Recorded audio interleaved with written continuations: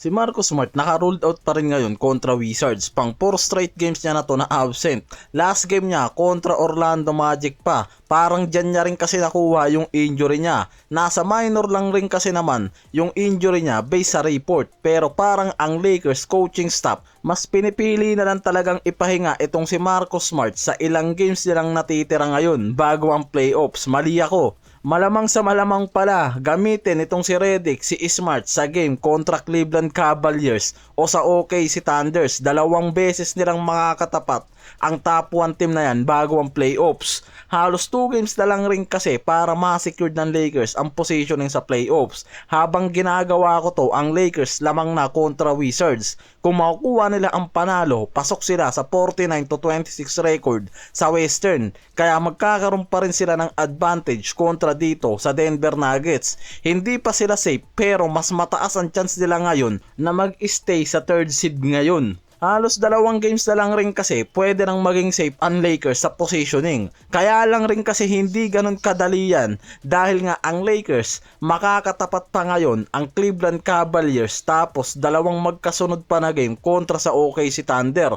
Tapos yung kontrapelo pa nila sa Western Phoenix Suns. Kaya based sa mga analysts, yan na lang talaga ngayon ang problema ng Lakers sa huling 7 games na natitira sa mga to bago ang playoffs. Kung makakatawid sila kontra dito sa OKC Thunder at Cleveland Cavaliers, lalong tataas ang championship window ng mga to. Based kasi sa report, ang focus talaga ng Lakers ngayon maging healthy lang ang buong roster nila pagpasok ng playoffs. Sinabi rin kasi mismo ni Redick na ang priority talaga nila, pumasok sila ng kumpleto at healthy ang roster, lalo na yung star power at mga role players na importante lalo na sa depensa. Kaya nakikita na hindi talaga ipupusta ng Lakers yung kondisyon nitong si Smart para sa regular games lang na to, lalo na ang Washington Wizards tank team ngayon. Kaya nga hindi na rin masama na nasuspende dyan mismo itong si Luka. Si Lebron yung naghahabol kasi ng stats niya. Kaya nga talagang hanggang ngayon naglalaro yan, ayaw umabsent.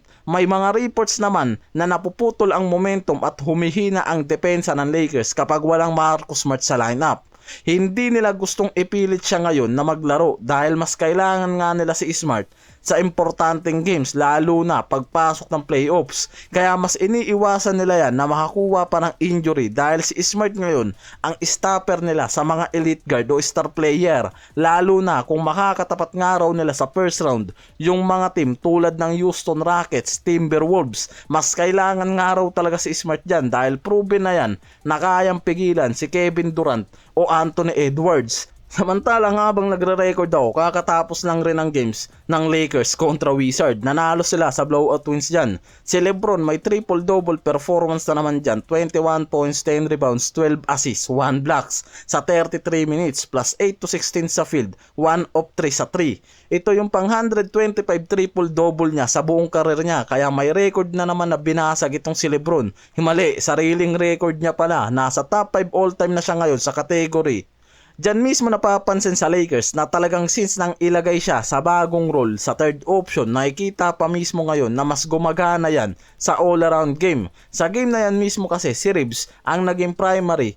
Samantalang walang Luka kaya si LBJ naging secondary. Bumaba yung scoring ni Reeves at team production, 19 points, 4 of 11 sa field. Hindi ganun naging effective yan kahit walang Luka. Kaya nakikitang si Reeves ngayon, hindi pa rin talaga nakukuha yung tamang blending niya para dito kay Luka at Lebron. At kailangan nga raw yan maayos lalo na pagpasok ng playoffs. Kailangan mas maging consistent itong si Reeves. Samantalang si Lebron mas lalong nakita pa rin yung pagiging effective sa pagiging primary kung walang Luka at hindi gumana itong si Reeves. Kung walang Luka kasi may playmaking, rebounds at scoring pa rin na pinapakita itong si Lebron. Yan nga raw yung indication talaga na mas nagiging komportable pa yan sa bagong role niya. Hindi rin naman kasi gaano nga raw nababawasan talaga yung touches niya kahit 3rd option pa yan. Mas nadadagdagan pa nga yung trabaho niya mula sa screening, rebounding at vision para sa ibang role players, kaya nakikitang mas lalong tumataas pa ang stats ni Lebron sa overall games nila. Mas napapansin rin ngayon na mas nagiging perfect yan bilang connector sa Lakers. Inayos ni Redick ang role nila, si Luka primary creator, si Reeves secondary. Si Lebron ngayon ang glue guy o connector sa team offense. Low usage pero mas effective lalo na nga raw sa edad niya.